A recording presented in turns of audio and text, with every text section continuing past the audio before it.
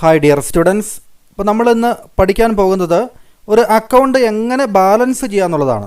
പലപ്പോഴും കുട്ടികൾക്ക് കൺഫ്യൂഷൻ ഉണ്ടാക്കുന്ന ഒരു കാര്യമാണ് അവർക്ക് അക്കൗണ്ടിൻ്റെ ബാലൻസ് ചെയ്യുന്ന രീതി കൃത്യമായിട്ട് അറിഞ്ഞുകൂടാ എന്നുള്ളത്. അപ്പോൾ നമ്മൾ പ്രോപ്പറായിട്ട് ഒരു അക്കൗണ്ട് എങ്ങനെ ബാലൻസ് ചെയ്യാമെന്നുള്ളത് നമ്മൾ ഇന്നത്തെ ക്ലാസ്സിൽ പഠിക്കും. അപ്പോൾ അത് പഠിക്കുന്നത് നമ്മളൊരു സിംഗിൾ കോളം ക്യാഷ് ബുക്ക് പഠിക്കുന്നതിനൊപ്പമാണ്. അപ്പോൾ നിങ്ങൾക്ക് രണ്ട് ഗുണങ്ങൾ ഈ ഒരു ക്ലാസ്സിലൂടെ കിട്ടുന്നുണ്ട്.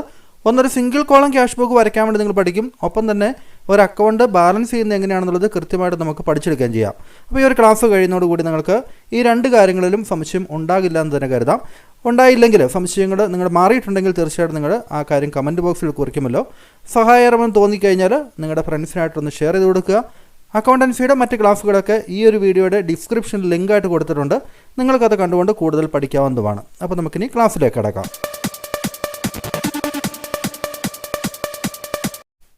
നമുക്ക് ആദ്യം ഒരു ക്യാഷ് ബുക്കിൻ്റെ ഫോർമാറ്റ് ഒന്ന് നോക്കാം.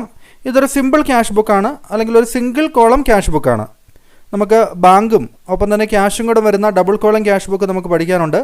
അപ്പോൾ ഇവിടെ നമ്മൾ സിംഗിൾ കോളത്തിൽ ഒരു എമൗണ്ട് കോളം മാത്രം, ഡെബിറ്റ് സൈഡിൽ ഒരു എമൗണ്ട് കോളം, ക്രെഡിറ്റ് സൈഡിൽ ഒരു എമൗണ്ട് കോളം അല്ലേ. അപ്പോൾ അങ്ങനെ ഉള്ള ക്യാഷ് ബുക്കിനെയാണ് നമ്മൾ സിംഗിൾ കോളം അല്ലെങ്കിൽ സിമ്പിൾ ക്യാഷ് ബുക്ക് എന്ന് പറയുന്നത്. അപ്പോൾ അതിൻ്റെ ഒരു ഫോർമാറ്റ് നമുക്കറിയാം, ഡേറ്റ്, പർട്ടിക്കുലേഴ്സ്, LF. അപ്പോൾ ഇതാണ് നമുക്ക് ഡെബിറ്റ് സൈഡിൽ വരുന്നത്. അപ്പോൾ ഇതേപോലെ തന്നെ നമുക്ക് ക്രെഡിറ്റ് സൈഡും അല്ലേ, അതിൻ്റെ രണ്ടാമത്തെ ഭാഗത്ത് വരുന്നുണ്ട് ഡേറ്റ്, പർട്ടിക്കുലേഴ്സ്, LF, എമൗണ്ട് അല്ലേ. ഇതാണ് ഡെബിറ്റ് സൈഡ്, ഇതാണ് ക്രെഡിറ്റ് സൈഡ് അല്ലേ. അപ്പോൾ നമുക്ക് എങ്ങനെയാണ് ഒരു സിമ്പിൾ കോളം ക്യാഷ് ബുക്ക് വരയ്ക്കുക എന്നുള്ളത് നോക്കാം. ഈ ഒരു പ്രോബ്ലം ചെയ്തുകൊണ്ട് നമുക്കിത് പഠിക്കാം. നോക്കുക, from the following prepare A single column cash book in the books of James. നമുക്ക് ആദ്യത്തെ ട്രാൻസാക്ഷൻ നോക്കാം. സാധാരണ നിങ്ങൾക്കൊരു ക്യാഷ് ബുക്ക് തരുമ്പോൾ അതിൻ്റെ ഓപ്പണിംഗ് ബാലൻസ് തരാറുണ്ട്. അപ്പോൾ ഓപ്പണിംഗ് ബാലൻസ് തന്നിട്ടുണ്ടെങ്കിൽ അതൊന്നെങ്കിൽ ക്യാഷ് ബാലൻസ് അല്ലെങ്കിൽ ബാലൻസ് ഇൻ ദി ബിഗിനിങ്, അങ്ങനെയൊക്കെ പറഞ്ഞായിരിക്കും നിങ്ങൾക്ക് ആ ഒരു ഓപ്പണിംഗ് ബാലൻസ് തരിക. അപ്പോൾ ഇങ്ങനെ ക്യാഷ് ബാലൻസ് തന്നാലും ബാലൻസ് ഇൻ ദി ബിഗിനിങ് എന്നൊക്കെ പറഞ്ഞു തന്നാലും നിങ്ങൾ ക്യാഷ് ബുക്കിൻ്റെ ബാലൻസ്, അതായത് സിംഗിൾ കോളം ക്യാഷ് ബുക്ക് ആണെങ്കിൽ നമുക്കത് ഡെബിറ്റ് ബാലൻസ് തന്നെയാണ്, അതിനകത്ത് സംശയമൊന്നുമില്ല. നമുക്ക് ക്യാഷ് ബുക്കിന് ഒരിക്കലും ക്രെഡിറ്റ് ബാലൻസ് വരില്ല. അതായത് ഡെബിറ്റ് സൈഡിലാണ് ക്യാഷ് കിട്ടുന്നതും ക്യാഷ് ബാലൻസ് എല്ലാം എഴുതി വയ്ക്കുന്നത് ഡെബിറ്റ് സൈഡിലാണ്. അതിനേക്കാൾ കൂടുതലായിട്ട് നമുക്ക് ചിലവാക്കാൻ വേണ്ടി സാധിക്കില്ല എന്നതുകൊണ്ട്, അതായത് നമ്മുടെ കയ്യിൽ ക്യാഷ് ഉണ്ട് എത്രയാണോ ഉള്ളത് അതിനേക്കാൾ കൂടുതൽ നമുക്ക് ചിലവിടാൻ സാധിക്കില്ല അല്ലേ. അപ്പോൾ അതുകൊണ്ട് തന്നെ ഒരു ക്യാഷ് ബുക്കിന് എപ്പോഴും ഡെബിറ്റ് ബാലൻസ് ആയിരിക്കും. അപ്പോൾ നിങ്ങൾക്ക് ഇവിടെ ക്യാഷ് ബാലൻസ് തന്നിട്ടുണ്ടെങ്കിൽ നിങ്ങൾ നേരെ ചെയ്യേണ്ടത് ഈ ഒരു ഫോർമാറ്റിൽ സിംഗിൾ കോളം ക്യാഷ് ബുക്ക് എന്ന് ഹെഡിങ് ഒക്കെ വരച്ചിട്ട് ഈ ഒരു ഫോർമാറ്റ് വരച്ചിട്ട് നിങ്ങൾ ആദ്യം തന്നെ ഈ ഒരു ഡേറ്റ് എഴുതിക്കൊണ്ട് ടു ബാലൻസ് BD എന്ന് പറഞ്ഞുകൊണ്ട് അത് ഡെബിറ്റ് സൈഡിലേക്ക് എമൗണ്ട് കാണിക്കാവുന്നതാണ്. ഇപ്പോൾ ടു ബാലൻസ് BD 20,000 അല്ലേ. ഇപ്പോൾ ക്വസ്റ്റ്യനിൽ തന്നിരിക്കുന്ന ബാലൻസ്, ക്യാഷ് ബാലൻസ്, അത് നമ്മൾ ടു ബാലൻസ് BD എന്ന് പറഞ്ഞുകൊണ്ട് ഡെബിറ്റ് സൈഡിൽ എഴുതുക. അതാണ് നമ്മൾ ആദ്യം ചെയ്യേണ്ടത്. അതിനുശേഷം ബാക്കിയുള്ള ട്രാൻസാക്ഷൻസ് നോക്കുക. Deposited into bank, deposited into bank എന്നാണ്. അപ്പോൾ നമുക്കിവിടെ ഈ ഒരു ജേണൽ എൻട്രി മനസ്സിൽ ഓർത്തുകൊണ്ട് അത് പോസ്റ്റ് ചെയ്യാൻ വേണ്ടി പഠിക്കാം. ഒന്ന് നമുക്ക് അങ്ങനെ പോസ്റ്റ് ചെയ്യാം, അല്ലെങ്കിൽ നമുക്ക് വേറൊരു രീതിയിൽ നമുക്കതിനെ എളുപ്പത്തിൽ പഠിച്ചു വയ്ക്കാവുന്നതാണ്. ആദ്യം ഞാൻ നിങ്ങൾക്ക് എങ്ങനെയാണ് ജേണൽ എൻട്രി മനസ്സിൽ ഓർത്തുകൊണ്ട് പോസ്റ്റ് ചെയ്യുന്നത് എന്നുള്ളത് പറഞ്ഞു തരാം. നമുക്ക് ബാങ്കിലേക്ക് ഡിപ്പോസിറ്റ് ചെയ്യുമ്പോൾ നമ്മൾ ബാങ്കിങ് ട്രാൻസാക്ഷൻസ് എന്ന് പറഞ്ഞാൽ ജേണൽ എൻട്രിയുടെ ഒരു ഭാഗം ഒരു വീഡിയോ ചെയ്തിരുന്നു. അപ്പോൾ അതിൽ നമ്മൾ ബാങ്കിങ് ട്രാൻസാക്ഷൻസ്, ബാങ്കുമായിട്ട് ബന്ധപ്പെട്ട ട്രാൻസാക്ഷൻസ് എല്ലാം ഡീറ്റെയിൽഡായിട്ട് ജേണൽ എൻട്രി എഴുതാൻ പഠിച്ചതാണ്. അതിൽ നമ്മൾ പഠിച്ചിരുന്നു ബാങ്കിലേക്ക് നമ്മൾ ഡിപ്പോസിറ്റ് ചെയ്യുമ്പോൾ ബാങ്ക് അക്കൗണ്ട് ഡെറ്റഡ് ടു ക്യാഷ് എന്നാണ് ജേണൽ എൻട്രി വരുന്നത് അല്ലേ. ബാങ്ക് അക്കൗണ്ട് ഡെറ്റഡ് ടു ക്യാഷ്, ബാങ്ക് എന്ന് പറയുന്ന അസറ്റ് ഇൻക്രീസ് ചെയ്യുന്നു, ക്യാഷ് എന്ന് പറയുന്ന അസറ്റ് ഡിക്രീസ് ചെയ്യുന്നു അല്ലേ. അതുകൊണ്ടാണ് നമ്മൾ അങ്ങനെ ജേണൽ എൻട്രി എഴുതുന്നത്. അപ്പോൾ ഇവിടെ നമ്മൾ ക്യാഷ് ബുക്കാണ് വരയ്ക്കുന്നത് അല്ലേ. അപ്പോൾ അതിൻ്റെ കൂടെ നിൽക്കുന്ന എലമെൻ്റ് ആയിട്ടുള്ള ബാങ്കിനെയാണ് നമുക്ക് പോസ്റ്റ് ചെയ്യേണ്ടത്. അപ്പോൾ ബാങ്കിനെ ജേണൽ എൻട്രിയിൽ ഡെബിറ്റ് ചെയ്തിരിക്കുകയാണ് അല്ലേ. ബാങ്ക് അക്കൗണ്ട് ഡെറ്റഡ് ടു ക്യാഷ് എന്ന് പറയുമ്പോൾ ബാങ്കിനെ ജേണൽ എൻട്രി ഡെബിറ്റ് ആണ്. അപ്പോൾ ക്യാഷ് ബുക്കിലേക്ക് നമ്മൾ ബാങ്കിനെ പോസ്റ്റ് ചെയ്യുമ്പോൾ ക്യാഷിൻ്റെ ക്രെഡിറ്റ് സൈഡിൽ വേണം എഴുതാൻ അല്ലേ. എന്ത് പേരിൽ എഴുതണം? ബാങ്ക് എന്ന പേരിലാണ് എഴുതേണ്ടത് അല്ലേ. നോക്കുക, ബൈ ബാങ്ക് എന്ന് പറഞ്ഞുകൊണ്ട് 5000 നമ്മൾ എഴുതുന്നു. അപ്പോൾ ജേണൽ എൻട്രി ബാങ്ക് അക്കൗണ്ട് ഡെറ്റഡ് ടു ക്യാഷ്. അപ്പോൾ നമ്മൾ ക്യാഷ് അക്കൗണ്ടിൽ ബൈ ബാങ്ക് എന്ന് പറഞ്ഞുകൊണ്ട് ബാങ്കിനെ ക്രെഡിറ്റ് ചെയ്യുന്നു അല്ലേ. അതാണ് ഒന്നാമത്തെ ട്രാൻസാക്ഷൻ. നമുക്ക് അടുത്ത ട്രാൻസാക്ഷൻ നോക്കാം. ക്യാഷ് റിസീവ്ഡ് ഫ്രം മനു, മനുവിൽ നിന്ന് ക്യാഷ് കിട്ടി. അതായത് ആ കിട്ടിയത് customer deposited into the bank. ഈ മനു എന്ന് പറയുന്ന കസ്റ്റമർ ബാങ്ക് അക്കൗണ്ടിലേക്ക് നേരെ അത് ഡിപ്പോസിറ്റ് ചെയ്യുകയാണ് ചെയ്തത്, നമ്മുടെ അക്കൗണ്ടിലേക്ക് നേരെ ഡിപ്പോസിറ്റ് ചെയ്യുകയാണ് ചെയ്തത്. അപ്പോൾ നമുക്ക് ക്യാഷ് കിട്ടുന്നതായിട്ട് നമുക്ക് ആദ്യം ഒന്ന് രേഖപ്പെടുത്താം.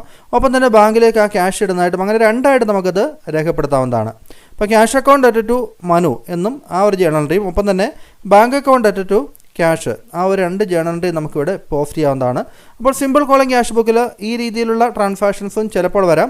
അപ്പോൾ നമുക്ക് ഇവിടെ ക്യാഷ് അക്കൗണ്ട് പ്രത്യേകിച്ച് എഫക്റ്റ് ഒന്നും ഉണ്ടാകുന്നില്ല, കാരണം ക്യാഷ് അക്കൗണ്ടിൽ ഒരു ഡെബിറ്റും വരുന്നുണ്ട്, ഒപ്പം തന്നെ ക്യാഷ് അക്കൗണ്ടിൽ ഒരു ക്രെഡിറ്റും വരും അല്ലേ. അപ്പോൾ അതുകൊണ്ട് ക്യാഷ് അക്കൗണ്ടിൻ്റെ അത് പ്രത്യേകിച്ച് ക്യാഷ് അക്കൗണ്ടിലെ എമൗണ്ട് കൂടുകയോ കുറയുകയോ ഒന്നും ചെയ്യുന്നില്ല. അങ്ങനെ മനുവിൽ നിന്ന് കിട്ടിയ ക്യാഷ് നമ്മൾ ബാങ്കിലേക്ക് ഇട്ടത് എന്ന് പറഞ്ഞതിന് തുല്യമാണല്ലേ. അപ്പോൾ അതുകൊണ്ട് ക്യാഷ് അക്കൗണ്ടിൽ മാറ്റമൊന്നും വരുന്നില്ല. പക്ഷേ നമുക്കത് ക്യാഷ് അക്കൗണ്ടിൽ റെക്കോർഡ് ചെയ്യാൻ വേണം. അപ്പോൾ നമുക്ക് ആദ്യത്തെ പാർട്ട് എടുക്കാം, cash account debit to Manu അല്ലേ. അപ്പോൾ നമ്മൾ ക്യാഷ് അക്കൗണ്ടിൽ മനുവിനെ എന്ത് ചെയ്യണം, ഡെബിറ്റ് ചെയ്യണം അല്ലേ. മനുവിനെ ഡെബിറ്റ് ചെയ്യണം, കാരണം ജേണൽ എൻട്രിയിൽ മനുവിനെ ക്രെഡിറ്റാണ് ചെയ്തിരിക്കുന്നത് അല്ലേ. അപ്പോൾ അതുകൊണ്ട് ക്യാഷ് അക്കൗണ്ടിലേക്ക് നമ്മൾ മനുവിനെ ഡെബിറ്റ് ചെയ്തു. ഒപ്പം തന്നെ രണ്ടാമത്തെ ജേണൽ എൻട്രി എന്ന് പറയുന്നത് ഡിപ്പോസിറ്റഡ് ഇൻ ടു ബാങ്ക് അല്ലേ, bank account debit to cash. അപ്പോൾ ബൈ ബാങ്ക് എന്ന് പറഞ്ഞുകൊണ്ട് നമ്മൾ ഇതേ എമൗണ്ട് തന്നെ ഇതേ ഡേറ്റിൽ നമ്മൾ ക്രെഡിറ്റും ചെയ്യണം അല്ലേ. ഡേറ്റ് ഇത് തന്നെ ബൈ ബാങ്ക് എന്ന് പറഞ്ഞുകൊണ്ട് 5,000 എഴുതുന്നു അല്ലേ. അപ്പോൾ 5,000 ഡെബിറ്റ് സൈഡിലും വന്നു, 5,000 ക്രെഡിറ്റ് സൈഡിലും വന്നു അല്ലേ. അപ്പോൾ ഡെബിറ്റ് സൈഡിലും ക്രെഡിറ്റ് സൈഡിലും ഒരേ എമൗണ്ട് വരുന്നത് കൊണ്ട് അത് സിംഗിൾ കോളം ക്യാഷ് ബുക്കിൻ്റെ ഏതെങ്കിലും ഒരു സൈഡിനെ കൂട്ടുകയോ കുറയ്ക്കുകയോ ഒന്നും ചെയ്യുന്നില്ല അല്ലേ. അപ്പോൾ അത് മാറ്റമൊന്നും വരുത്തുന്നില്ല, എങ്കിലും നമുക്കത് റെക്കോർഡ് ചെയ്യേണ്ടതുണ്ട്. അടുത്തത് പെയ്ഡ് സാലറീസ് ആണ്. സാലറി കൊടുത്തു എന്ന് പറയുമ്പോൾ ക്യാഷ് കയ്യിൽ നിന്ന് പോവുകയാണ് അല്ലേ. അപ്പോൾ ക്യാഷ് എന്ന് പറഞ്ഞാൽ അസറ്റ് ഡിക്രീസ് ചെയ്യും. അപ്പോൾ salaries account at to cash, അങ്ങനെയാണ് ജേണൽ എൻട്രി വരിക. അപ്പോൾ ബൈ സാലറി എന്ന് പറഞ്ഞുകൊണ്ട് നമ്മൾ എന്ത് ചെയ്യണം, ക്യാഷ് ബുക്കിൻ്റെ ക്രെഡിറ്റ് സൈഡിൽ കാണിക്കേണ്ടതാണ് അല്ലേ. അപ്പോൾ ഇത്രയും പറഞ്ഞ സ്ഥിതിക്ക് എങ്ങനെയാണ് ക്യാഷ് ബുക്ക്, നിങ്ങൾക്ക് റൂളൊന്നും അറിഞ്ഞില്ലെങ്കിലും ജേണൽ എൻട്രി എഴുതുന്നത്, അതിൻ്റെ ഡെബിറ്റ് ക്രെഡിറ്റ് അങ്ങനത്തെ കാര്യങ്ങൾ കൃത്യമായിട്ട് അറിഞ്ഞില്ലെങ്കിലും എങ്ങനെയാണ് ക്യാഷ് ബുക്കിലേക്ക് നമുക്ക് പോസ്റ്റ് ചെയ്യാൻ പഠിക്കുക എന്നുള്ളത് നമുക്കൊന്ന് ഇപ്പോഴൊന്ന് നോക്കാം. ഇവിടെ നമുക്ക് ഈ ഒരു ഡെബിറ്റ് സൈഡിൽ എടുത്താൽ നമുക്ക് മനസ്സിലാവും, ഇവിടെ ക്യാഷിൻ്റെ ബാലൻസാണ് നമ്മൾ ആദ്യം എഴുതിയിരിക്കുന്നത് അല്ലേ. അതായത് ക്യാഷിൻ്റെ ഓപ്പണിംഗ് ബാലൻസ് 20,000 ഉണ്ടായിരുന്നു. പിന്നീട് ക്യാഷ് കിട്ടുന്നതെല്ലാം നമ്മൾ ഇവിടെ എഴുതി അല്ലേ. മനുവിൻ്റെ കയ്യിൽ നിന്ന് ക്യാഷ് കിട്ടിയപ്പോൾ ടു മനു എന്ന് പറഞ്ഞ് എഴുതി. നമ്മൾ വീണ്ടും ഇനി ഇവിടെ എഴുതാൻ പോകുന്നത് ബാങ്ക് അക്കൗണ്ടിലേക്ക് പൈസ വരുമ്പോഴാണ്. ഒപ്പം തന്നെ സെയിൽസ് നടക്കുമ്പോൾ ക്യാഷ് കിട്ടുമ്പോൾ. അപ്പോൾ ഏതൊക്കെ കാര്യങ്ങൾക്കാണോ ക്യാഷ് കിട്ടുന്നത് അതെല്ലാം നമ്മൾ ഡെബിറ്റ് ചെയ്യണം. നമ്മുടെ കയ്യിൽ നിന്ന് ക്യാഷ് പോകുന്നതെല്ലാം എന്ത് ചെയ്യണം, ക്രെഡിറ്റ് ചെയ്യണം. അപ്പോൾ അങ്ങനെ മനസ്സിൽ ഓർക്കുകയാണെങ്കിൽ പിന്നീട് നിങ്ങൾക്ക് തെറ്റില്ല. കാരണം ഇവിടെ സാലറി കൊടുത്തു, സാലറി ക്യാഷ് കയ്യിൽ നിന്ന് പോവുകയാണല്ലേ. അപ്പോൾ ക്യാഷിൽ നിന്ന് പോകുമ്പോഴെല്ലാം എന്താണ് ചെയ്യേണ്ടത്, ക്യാഷ് അക്കൗണ്ടിൽ നമ്മൾ ക്രെഡിറ്റ് ചെയ്യണം അല്ലേ.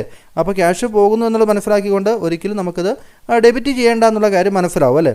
അപ്പോൾ എല്ലാം ക്രെഡിറ്റ് ആണ് ചെയ്യുന്നത്. നോക്കുക, ടൈപ്പ് റൈറ്റർ വാങ്ങിച്ചു, നമ്മൾ ക്രെഡിറ്റ് ചെയ്തു. സ്റ്റേഷനറി വാങ്ങിച്ചു, നമ്മൾ ക്രെഡിറ്റ് ചെയ്തു.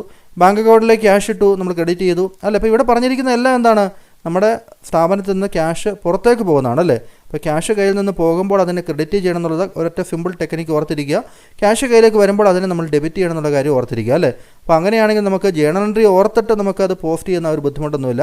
അപ്പോൾ ഏതായാലും ജേണൽ എൻട്രി അറിഞ്ഞിരുന്ന് അത് ആ രീതിയിൽ പോസ്റ്റ് ചെയ്യുന്നതിനാണ് എളുപ്പം. പക്ഷേ നിങ്ങൾക്ക് ഒരു കാരണവശാലും അത് പഠിക്കാൻ പറ്റുന്നില്ല എങ്കിൽ നിങ്ങൾക്ക് ഈ ഒരു ട്രിക്കിൽ നിങ്ങൾക്ക് അത് പഠിച്ചെടുക്കുകയും ചെയ്യാം കേട്ടോ. അപ്പോൾ നമ്മുടെ ഒരു സാലറി നമ്മളിവിടെ ക്രെഡിറ്റ് ചെയ്തിട്ടുണ്ട്.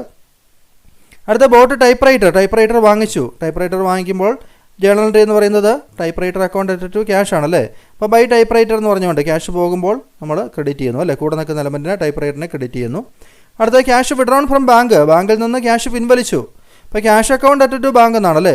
Cash account at to bank, അപ്പോൾ ക്യാഷ് കിട്ടുവാണ് സ്ഥാപനത്തിലേക്ക് അല്ലേ. അപ്പോൾ ടു ബാങ്ക് എന്ന് പറഞ്ഞുകൊണ്ട് നമ്മൾ ഡെബിറ്റ് ചെയ്യണം അല്ലേ. ടു ബാങ്ക് 1200 നമ്മൾ ഡെബിറ്റ് ചെയ്തു. അടുത്തത് സ്റ്റേഷനറി പർച്ചേസ്ഡ്, സ്റ്റേഷനറി വാങ്ങിച്ചു, ക്യാഷ് കയ്യിൽ നിന്ന് പോവുകയാണ്. Stationery account at to cash by stationery എന്ന് പറഞ്ഞുകൊണ്ട് 150 ക്രെഡിറ്റ് ചെയ്യണം അല്ലേ. അപ്പോൾ നമ്മളിവിടെ ബൈ സ്റ്റേഷനറി 150 ക്രെഡിറ്റ് ചെയ്തിട്ടുണ്ട്. അടുത്തത് sold goods for cash and deposited into bank, നമ്മൾ ഗുഡ്സ് ക്യാഷിന് വിറ്റു അല്ലേ. Cash account at to sales, ഇതിനെ നമുക്ക് രണ്ടായിട്ട് എടുക്കാം. ക്യാഷ് വാങ്ങിച്ചുകൊണ്ട് ഗുഡ്സ് വിറ്റു, ആ ക്യാഷ് നമ്മൾ ബാങ്കിലേക്ക് കിട്ടും അല്ലേ. ആ രീതിയിൽ രണ്ടായിട്ട് നമുക്ക് എടുക്കാം. അപ്പോൾ ആദ്യത്തെ journal entry cash account at to sales ആണ്. അപ്പോൾ ടു സെയിൽസ് എന്ന് പറഞ്ഞുകൊണ്ട് നമ്മൾ 15-ാം തീയതി ഡേറ്റ് ഇട്ട് നമ്മൾ 7500 എഴുതി. ഇനി അതേ ക്യാഷ് നമ്മൾ ബാങ്കിലേക്ക് ഇട്ടു, bank account at to cash. അപ്പോൾ ബൈ ബാങ്ക് എന്ന് പറഞ്ഞുകൊണ്ട് കയ്യിൽ നിന്ന് ക്യാഷ് പോകുന്നതുകൊണ്ട് 7500 ക്രെഡിറ്റും ചെയ്തു അല്ലേ. അപ്പം അത് ആ രീതിയിലാണ് ആ ഒരു ട്രാൻസാക്ഷൻ ചെയ്യേണ്ടത്. അപ്പോൾ ഇത്രയാണ് നമുക്ക് ട്രാൻസാക്ഷൻസ് തന്നിരിക്കുന്നത് അല്ലേ. അപ്പോൾ ഈ ഒരു ട്രാൻസാക്ഷൻസ് വെച്ചുകൊണ്ട് നമുക്ക് ഇത്രയും കാര്യങ്ങൾ എഴുതിയതിന് ശേഷം ഇനിയാണ് നമ്മൾ ഈ ഒരു അക്കൗണ്ട് എങ്ങനെയാണ് ബാലൻസ് ചെയ്യുക എന്നുള്ളത് പഠിച്ചിരിക്കേണ്ടത്. അപ്പോൾ ബാലൻസ് ചെയ്യുക എന്നുള്ളത് ഇത്രയേ ഉള്ളൂ. നമ്മൾ ഈ ഡെബിറ്റ് ചെയ്യേണ്ട ഐറ്റംസ് എല്ലാം എഴുതി കഴിഞ്ഞു. ക്രെഡിറ്റ് ചെയ്യേണ്ട ഐറ്റംസ് നമ്മൾ എഴുതി കഴിഞ്ഞാൽ നമ്മൾ ഡെബിറ്റ് എമൗണ്ട് കോളവും ക്രെഡിറ്റ് എമൗണ്ട് കോളവും നമ്മൾ കൂട്ടി നോക്കും. അപ്പോൾ ഡെബിറ്റ് എമൗണ്ട് കോളം നമുക്ക് ഒന്ന് കൂട്ടി നോക്കാം. ഇത്രയും കാര്യങ്ങൾ, അതായത് 20,000 പ്ലസ് 5,000 പ്ലസ് 1,200 പ്ലസ് 7,500 അത്രയും കൂട്ടുമ്പോൾ നമുക്ക് കിട്ടുന്നത് 33,700 രൂപയാണ്. ഇതാണ് ഡെബിറ്റ് ടോട്ടൽ എന്ന് പറയുന്നത്. അത് നമ്മളിപ്പോൾ ടോട്ടലായിട്ട് എഴുതരുത്. നമ്മൾ എഴുതേണ്ടത് എപ്പോൾ മാത്രമാണ്, ക്രെഡിറ്റ് സൈഡിൽ. ഇപ്പോൾ നമുക്ക് ക്യാഷ് ബുക്ക് ആയതുകൊണ്ട് നമുക്കറിയാം ഡെബിറ്റ് ടോട്ടൽ തന്നെയായിരിക്കും കൂടുതൽ. കാരണം ഡെബിറ്റ് ബാലൻസ് ആയിരിക്കും ക്യാഷ് ബുക്കിന് എപ്പോഴും ഉള്ളത് അല്ലേ. അപ്പോൾ ഡെബിറ്റ് ബാലൻസ് എന്ന് വെച്ച് കഴിഞ്ഞാൽ ഡെബിറ്റ് സൈഡിൽ കൂടുതലുണ്ടെന്നാണ് അർത്ഥം ഡെബിറ്റ് ബാലൻസ് എന്ന് വെച്ച് കഴിഞ്ഞാൽ. അപ്പോൾ ക്യാഷ് ബുക്കിന് സിംഗിൾ കോളം ക്യാഷ് ബുക്കിന് ഡെബിറ്റ് ബാലൻസ് തന്നെയായിരിക്കും. അപ്പോൾ അത് നമുക്ക് നേരെ എഴുതിയാലും കുഴപ്പമൊന്നുമില്ല. അപ്പോൾ സാധാരണ രീതിയിൽ ഒരു അക്കൗണ്ട് ബാലൻസ് ചെയ്യുമ്പോൾ നമ്മൾ ആദ്യം ഡെബിറ്റ് സൈഡ് കൂട്ടി നോക്കി, ആ ഒരു എമൗണ്ട് നമ്മൾ മാറ്റി ഇവിടെ എഴുതി വെച്ചു. ഇനി ക്രെഡിറ്റ് എമൗണ്ട് കോളങ്ങൾ നമ്മൾ കൂട്ടി നോക്കി, ഇപ്പോൾ ഇവിടം വരെയാണുള്ളത് അല്ലേ, ഇത്രയും എമൗണ്ടാണ് വരുന്നത് അല്ലേ, ഇത്രയും എമൗണ്ട്. ഇത് നമ്മൾ ബാലൻസ് ചെയ്തപ്പോൾ കണ്ടുപിടിക്കാൻ പോകുന്ന എമൗണ്ടാണ് 11,550. അത് നമുക്ക് കണക്കിലെടുക്കേണ്ട. ബാക്കിയുള്ള നമ്മൾ ക്രെഡിറ്റ് ചെയ്ത ഐറ്റംസ് എല്ലാം കൂട്ടി നോക്കുമ്പോൾ നമുക്ക് ടോട്ടൽ കിട്ടുന്നത് 22,150 ആണ്. അപ്പോൾ ഇതിലേതാണ് വലിയ ടോട്ടൽ? വലിയ ടോട്ടൽ 33,700 ആണല്ലേ. അപ്പോൾ ആ വലിയ ടോട്ടൽ നമ്മൾ 33,700 രൂപ ഈ ഒരു ഡെബിറ്റ് ടോട്ടലായിട്ടും ഒപ്പം തന്നെ ക്രെഡിറ്റ് ടോട്ടലായിട്ടും അതേ എമൗണ്ട് തന്നെ എഴുതണം അല്ലേ. അപ്പോൾ ബാലൻസ് ചെയ്യുമ്പോൾ പ്രത്യേകം ശ്രദ്ധിക്കേണ്ട കാര്യമാണ്. പലപ്പോഴും കുട്ടികൾ തെറ്റിക്കുന്നത് ഡെബിറ്റിൻ്റെ ടോട്ടൽ ഇവിടെ എഴുതും, ക്രെഡിറ്റിൻ്റെ ടോട്ടൽ ഇവിടെ എഴുതും അല്ലേ. അപ്പോൾ അങ്ങനെയല്ല, നമ്മൾ ഇതിൽ ഏതാണോ വലിയ ടോട്ടൽ, വലിയ എമൗണ്ട് ഏതാണോ അത് തന്നെയാണ് നമ്മൾ ടോട്ടലായിട്ട് രണ്ട് സൈഡിലും എഴുതേണ്ടത്. അതിനുശേഷം എന്ത് ചെയ്യണം? ഇത് തമ്മിൽ ഡിഫറൻസ് കാണണം അല്ലേ. അതായത് ഡെബിറ്റ് ടോട്ടലും ക്രെഡിറ്റ് ടോട്ടലും നമ്മൾ വ്യത്യാസം 33,700-ഉം 22,150 തമ്മിലുള്ള വ്യത്യാസം കുറച്ച് കഴിയുമ്പോൾ നമുക്ക് 11,550 കിട്ടും അല്ലേ. ആ കിട്ടിയ ആ വ്യത്യാസം നമ്മൾ കുറവുള്ള സൈഡിൽ ഈ ഒരു ടോട്ടലിൻ്റെ മുകളിലൊരു വരയുണ്ടല്ലോ, ഇങ്ങനെ ഒരു വര, ആ വരയുടെ തൊട്ട് മുകളിലായിട്ട് നമ്മൾ ആ എമൗണ്ട് എഴുതി ചേർക്കണം അല്ലേ. അപ്പോൾ നമുക്കിങ്ങനെ വര രണ്ട് സൈഡിൽ ഇങ്ങനെ വരയ്ക്കുമ്പോൾ ഒരു ഐറ്റം എഴുതാനുള്ള സ്ഥലം വിട്ടിട്ട് വരയ്ക്കാവുള്ളൂ. കാരണം നമ്മളിങ്ങനെ ഡെബിറ്റ് ബാലൻസ് ഈ ഒരു ബാലൻസ് ഇവിടെ എഴുതി ചേർക്കണം അല്ലേ. അപ്പോൾ ബൈ ബാലൻസ് CD എന്ന് പറഞ്ഞുകൊണ്ടാണ് അത് എഴുതേണ്ടത്. അപ്പോൾ എവിടെയാണ് നമ്മൾ ഈ ഡിഫറൻസ് എഴുതേണ്ടത്? കുറവുള്ള ടോട്ടൽ അല്ലേ, കുറവുള്ള ടോട്ടൽ ക്രെഡിറ്റ് സൈഡായിരുന്നു. അതിൽ നമ്മൾ ഇതുകൂടെ എഴുതി ചേർത്തപ്പോൾ നോക്കുക, ഇവിടെ ഇനി നമ്മൾ എല്ലാവരും കൂട്ടിക്കഴിഞ്ഞാൽ 33,700 കിട്ടില്ലേ. അപ്പോൾ അതിനുവേണ്ടിയാണ് നമ്മളങ്ങനെ എഴുതി ചേർക്കുന്നത്. ക്രെഡിറ്റ് സൈഡിലാണ് ബൈ ബാലൻസ് CD എന്ന് വരിക. ഇത് നമ്മൾ പിന്നീട് അടുത്ത മാസത്തെ ആദ്യത്തെ ഡേറ്റിൽ നമുക്ക് ടു ബാലൻസ് BD എന്ന് പറഞ്ഞുകൊണ്ട് ഈ എമൗണ്ട് നമുക്ക് 11,550 നമ്മൾ ഇങ്ങോട്ട് എഴുതുന്നതാണ്. അപ്പോൾ ഇതൊരു ഡെബിറ്റ് ബാലൻസ് ഉള്ള, ഡെബിറ്റ് സൈഡിൽ കൂടുതൽ എമൗണ്ട് ഉള്ള ആ ഒരു അക്കൗണ്ടായിട്ട് മാറുന്നു അല്ലേ. അപ്പോൾ ഇങ്ങനെയാണ് ബാലൻസ് ചെയ്യാന്നുള്ളത്. ബാലൻസ് ചെയ്യുന്ന രീതി ഒന്നുകൂടെ ജസ്റ്റ് എന്ന് പറയാം. നമ്മൾ രണ്ട് സൈഡും രണ്ട് ടോട്ടലും ഡെബിറ്റ് ടോട്ടലും ക്രെഡിറ്റ് ടോട്ടലും എടുക്കുന്നു, എഴുതി വയ്ക്കുന്നു. അതിനുശേഷം ഏതാണോ വലിയ ടോട്ടൽ നമ്മൾ രണ്ട് സൈഡിലും എഴുതുന്നു, ഒരേ എമൗണ്ട് തന്നെ രണ്ട് സൈഡിലും എഴുതുന്നു. അതിനുശേഷം അതിന് ഡിഫറൻസ് കണ്ട് കുറവുള്ള സൈഡിൽ ബൈ ബാലൻസ് CD, ഇവിടെ കുറവുള്ള സൈഡ് ക്രെഡിറ്റ് സൈഡ് ആയതുകൊണ്ട് ബൈ ബാലൻസ് CD. മറ്റേതെങ്കിലും അക്കൗണ്ട് ആണെങ്കിൽ ചിലപ്പോൾ ക്രെഡിറ്റ് ബാലൻസും വരാം. അപ്പോൾ നമുക്കിവിടെ ഡെബിറ്റ് സൈഡ് ആയിരിക്കും കുറവ്, അവിടെ നമ്മൾ ടു ബാലൻസ് CD എന്ന് പറഞ്ഞുകൊണ്ട് ആ കുറവ് നമ്മൾ ഈ ഡിഫറൻസ് ഇവിടെ എഴുതി വയ്ക്കും അല്ലേ. അപ്പോൾ ഇങ്ങനെയാണ് ബാലൻസ് ചെയ്യുന്നത്. അപ്പോൾ നമ്മൾ ഇന്നത്തെ ക്ലാസ് രണ്ട് കാര്യങ്ങൾ പഠിച്ചു വന്ന് സിംഗിൾ കോളം ക്യാഷ് ബുക്ക് എങ്ങനെയാണ് വരയ്ക്കുന്നത്, നമ്മൾ സിമ്പിൾ കോളം ക്യാഷ് ബുക്ക് അല്ലെങ്കിൽ സിംഗിൾ കോളം ക്യാഷ് ബുക്ക് വരയ്ക്കുന്നത് നേരത്തെ ഒരു പ്രോബ്ലം നമ്മൾ ചെയ്തിട്ടുണ്ട്. അതിൻ്റെ ലിങ്കും ഡിസ്ക്രിപ്ഷനിലും ഐ ബട്ടണിലും കൊടുക്കാം. അപ്പോൾ തന്നെ നമ്മളിന്ന് ബാലൻസ് ചെയ്യുന്നത് എങ്ങനെയാണെന്ന് കൃത്യമായിട്ട് പഠിക്കുന്നുണ്ട് അല്ലേ. അപ്പോൾ ഒരു ഡബിൾ കോളം ക്യാഷ് ബുക്ക് എന്ന് വരയ്ക്കുന്ന ക്ലാസ് നമ്മൾ നേരത്തെ പഠിച്ചതാണ്. അതിലൊക്കെ നമ്മൾ ബാലൻസ് ചെയ്യുന്നതിനെ കുറിച്ചൊക്കെ കൃത്യമായിട്ട് അതിലും പറയുന്നുണ്ട്. അപ്പോൾ ഈ ക്ലാസ്സുകളെല്ലാം കണ്ട് നന്നായിട്ട് എക്സാമിന് പ്രിപ്പയർ ചെയ്യുക. അപ്പോൾ എല്ലാവർക്കും വിജയാശംസകൾ. നമുക്ക് മറ്റൊരു ക്ലാസ്സുമായി വീണ്ടും കാണാം. താങ്ക്